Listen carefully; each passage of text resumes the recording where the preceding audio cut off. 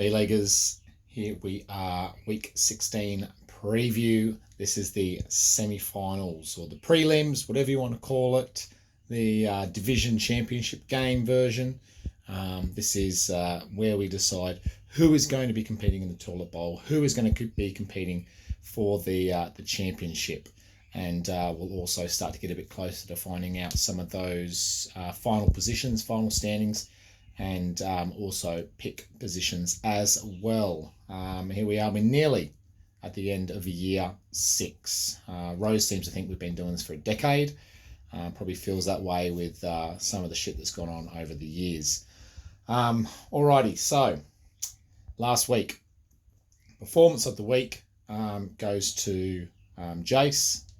Look, 188 something, in a week that was just ravaged with various injuries and COVID.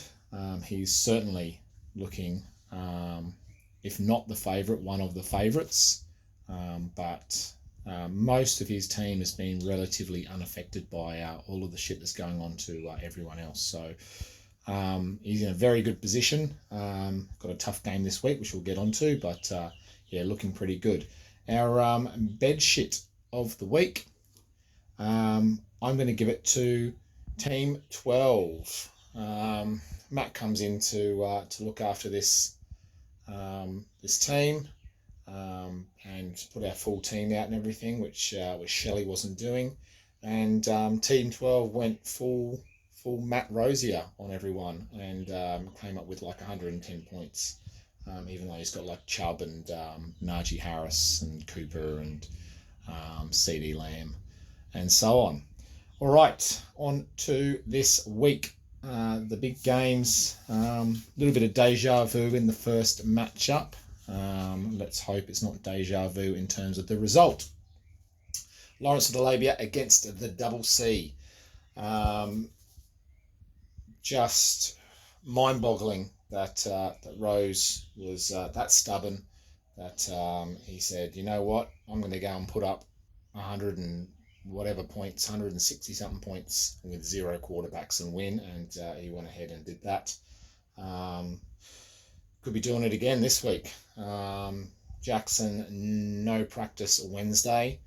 I think if I do lose to no quarterbacks, if that's the way it plays out, I think I'll probably go full Trevin and lose my shit. So looking forward to that. Big matchup, obviously. The Kels thing is the big one. If he's out, and I mean, there's a chance that he's going to play, but that could fuck me. I did just thought I'd flick out a message to Evans, just see how much Dawson Knox would cost just as a backup plan, and I got the very fair and reasonable offer back to me of Travis Kelce plus a second for Dawson Knox. So really looking forward to smashing accept on that one. So huge matchup, division champion on the line, Super Bowl place on the line.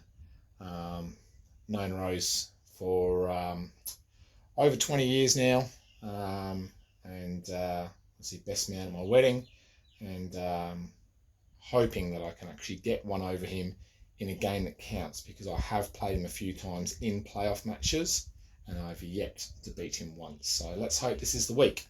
Not a man till you've had a man against Team 11. Huge matchup, great players all over. The biggest question mark for Frothy here is the quarterbacks. The quarterbacks that he's trotting out, they're throwing pick sixes. They're struggling, most of the time, although they have potential in them. Matt Ryan, Tua, Tannehill can all score pretty well. He just needs to hope that they are going to score well, going against Josh Allen and Justin Herbert. So that's going to be the big one. He needs to stay close in terms of the quarterback scores, and then he's well in it with JT going nuts. Then we go on to the next bracket, which is the boys that have just been knocked out. Unlucky to those boys from last week. You're now playing for the higher picks, effectively. You need to win out to get those higher picks. So we've got Fields It in My Plums against Team 12. So Matt now is effectively playing this game in order to try and get his pick of Rich's higher. So Rich is trying to stop Matt from getting a higher pick by beating him this week. And it's, everyone in this next bracket is playing for 5th spot effectively, so it's good respect to get there. Then A Man Knows What a Man Wants against Homosexual Tendencies. Grant was looking great for a while there, and did sort of come unstuck a bit once King Henry was out. He was unlucky in that he did score the 2nd most points and just happened to play Chase, who's on fire at the moment. Harrow been a bit unlucky as well in terms of the players he's been able to put out. There's just injuries all over the place. Thanks, Harrow, for all those players who just stuck on the block. Can't wait to go through and look at what's there. Then the next bracket, these boys are not going to be competing in the toilet bowl. Time to Tank. The Trade King himself, Yvonne Jr. III, against Like the Funk's Lux.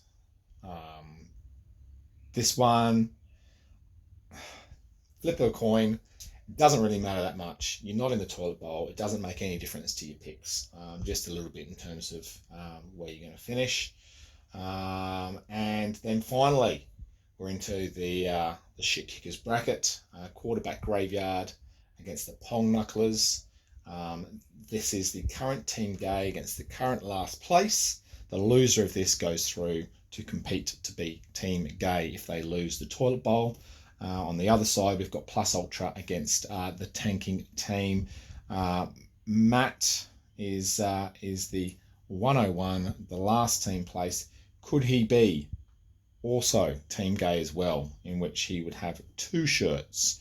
Certainly save on the postage for myself, but would be pretty embarrassing if you end up with the 2 punishment shirts for the year. So let's hope for your sake that Sam Darnold stops seeing ghosts and does all right when he comes on the field against Tampa. All right, boys, that's it. One more video after this, which will be next week. Can't wait to be on there with tears flowing through either my penis from joy or out of my eyes from sadness. All right, best of luck to everyone, and I can't wait to be in the Super Bowl next week.